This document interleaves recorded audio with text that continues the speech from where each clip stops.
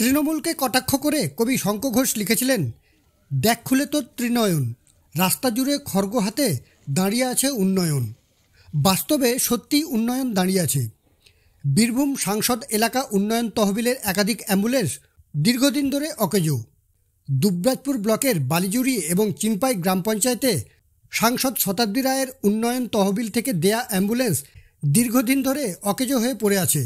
আপদে বিপদে পাওয়া যায় না এই অ্যাম্বুলেন্স। ভোগান্তি গ্রামবাসীদের। প্রশাসনকে একাধিকবার জানিয়েও কোনো লাভ হয়নি।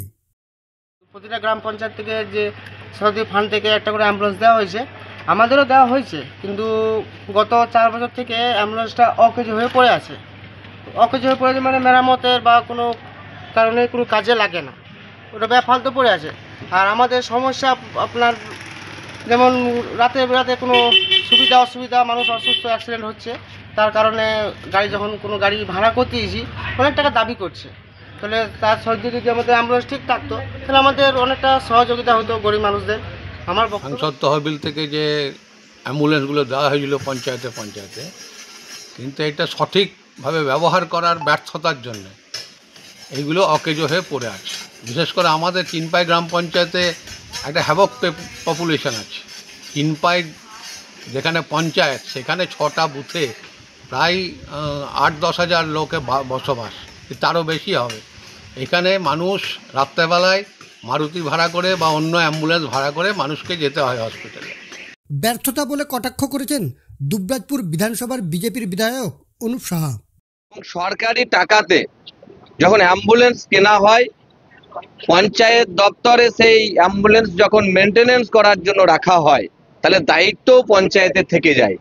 আজকে মানুষ ব্যবহার করতে পারছে না, এবং সেই টাকা আজকে যখন অ্যাম্বুলেন্স কেনার কাজে খরচ হলো আর অ্যাম্বুলেন্সটা ব্যবহারই হলো না, এটা তো সব থেকে বড় ব্যর্থতা আমি মনে করি।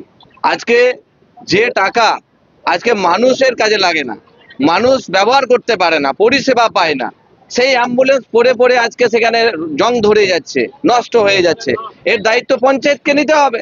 সাংসদকেও বলবো, তিনি যখন একটা সরকারি টাকায় আজকে যখন অ্যাম্বুলেন্স দিচ্ছেন মানুষের পরিষেবার জন্য, সেটা যাতে নষ্ট না হয়, অব্যবহার হয়ে যাতে পড়ে না থাকে, তারও আজকে দায়িত্ব আছে। সেটা যাতে পঞ্চায়েতে বলে তারা যাতে সেটাকে ব্যবহার করার জন্য, মানুষের জন্য যাতে এটাকে ঠিক করে, সেই দায়িত্বটা আমার মনে হয় সাংসদের থাকে।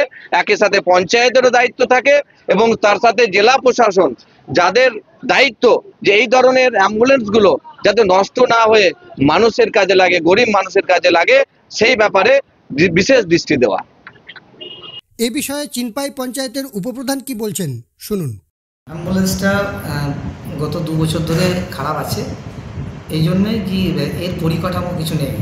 সংসদ তহবিল থেকে এটা এসছে ঠিকই, কিন্তু এর যে পাবলিককে নিয়ে বহন করার জন্য যে খরচা, সেই খরচা গ্রামগঞ্জে উঠে না, যার ফলে ড্রাইভার সহ তার যে খরচা গাড়ির, সে উঠে না, যার ফলে একটা অনিশ্চয়তা থেকে গিয়েছে, অনীহা থেকে গিয়েছে মানুষের।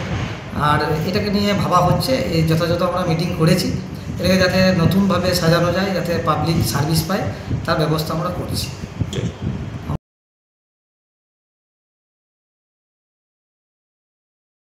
মানুষের সেবায় সাংসদ উন্নয়ন তহবিল থেকে দেয়া হয়েছে অ্যাম্বুলেন্স, কিন্তু পড়ে আছে অকেজো হয়ে।